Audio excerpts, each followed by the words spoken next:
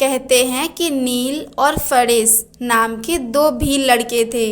उन्होंने शिकार खेलते समय वन में एक पहाड़ी पर भगवान शिव की लिंग मूर्ति देखी। नील उस मूर्ति की रक्षा के लिए वहीं रुक गया और फणिस लौट आया। नील ने पूरी रात मूर्ति का पहरा इसलिए दिया ताकि कोई जंगली पशु उसे नष्ट न कर दे। सुबह वह वन में चला गया। दोपहर के समय जब वह लौटा तो उसके हाथ में धनुष, दूसरे में भुना हुआ मांस, मस्तक के केसों में कुछ फूल तथा मुंह में जल भरा हुआ था। उसके हाथ खाली नहीं थे, इसलिए उसने मुख के जल से कुल्ला करके भगवान को स्नान कराया। पैर से मूर्ति पर चढ़े पुराने फूल व पत्ते हटाए, बालों में छिपाए फूल मूर्ति पर गिराए तथा भुने हुए मांस का टुकड़ा भोग लगाने के लिए रख दिया। दूसरे दिन नील जब जंगल गया तो वहां कुछ पुजारी आए। उन्होंने मंदिर को मांस के टुकड़ों से दूषित देखा। उन्होंने मंदिर की साफ सफाई की तथा वहां से चले गए। इसके बाद यह रोज का क्रम बन गया। नील रोज जंगल से यह सब सामग्री लाकर चढ़ाता और पुजारी उसे साफ कर जाते। एक दिन पुजारी एक स्थान पर छिप गए ताकि उस व्यक्ति का पता लगा सके जो रोज रोज मंदिर को दूषित कर जाता है। उस दिन नील जब जंगल से लौटा तो उसे मूर्ति में भगवान के नेत्र दिखाई दिए। एक नेत्र से खून बह रहा था। नील ने समझा कि भगवान को किसी ने चोट पहुंचाई है।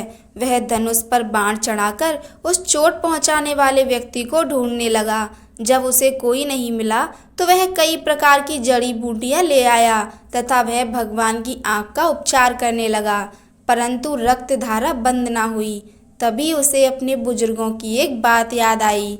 मनुष्य के घाव पर मनुष्य का ताजा चमड़ा लगा देने से घाव शीघ्र भर जाता है। नील ने बिना हिचक बाण की नोक घुसाकर अपनी एक आंख निकाली तथा उसे भगवान के घायल नेत्र पर रख दिया। मूर्ति के नेत्र से रक्त बहना तत्काल बंद हो गया। छिपे हुए पुजारियों ने जब यह चमत्कार देखा तो वह दंग रह गए। तभी मूर्ति की दूसरी आंख से रक्तधारा बहने लगी। नील ने मूर्ति की उस आंख पर अपने पैर का अंगूठा टिकाया ताकि अंधा होने के बाद वह टटोलकर उस स्थान को ढूंढ सके। इसके बाद उसने अपना दूसरा नेत्र निकाला तथा उसे मूर्ति की दूसरी आंख पर लगा दिया। तभी वह स्थान अलौकिक प्रकाश से भर गया।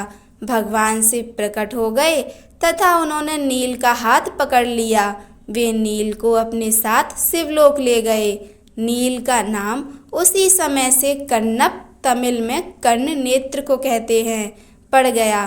पुजारियों ने भी भगवान तथा भोले भक्त के दर्शन किए तथा अपने जीवन को सार्थक किया। कण्णप की प्रशंसा में आदि शंकराचार्य जी ने एक श्लोक में लिखा है, रास्ते में ठुकराई हुई पादुका ही भगवान शंकर के अंग झाड़ने की कूची बन गई। आमन कुल्ले का जल ही भगवान का दिव्य अभिषेक जल हो गया और मांस ही नैवेद्य बन गया। अहो, भक्ति क्या नहीं कर सकती। इसके प्रभाव से एक जंगली भील भी भक्त बनतस भक्त श्रेष्ठ बन गया। मंदिर में मुख्य स्थान पर भगवान शिव की लिंग रूप मूर्ति है। यही वायु तत्व लिंग है, इसलिए पुजारी भी इसका स्पर्श नहीं करते।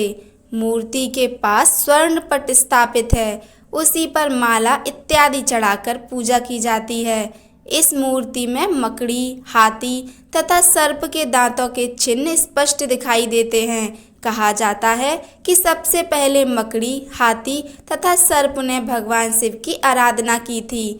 उनके नाम पर ही श्री कालहस्तीश्वर नाम पड़ा है। श्री का अर्थ है मकड़ी, काल का अर्थ है सर्प तथा हस्ती का अर्थ है हाथी। आंध्र प्रदेश कहानियाँ और लोक कथाएं।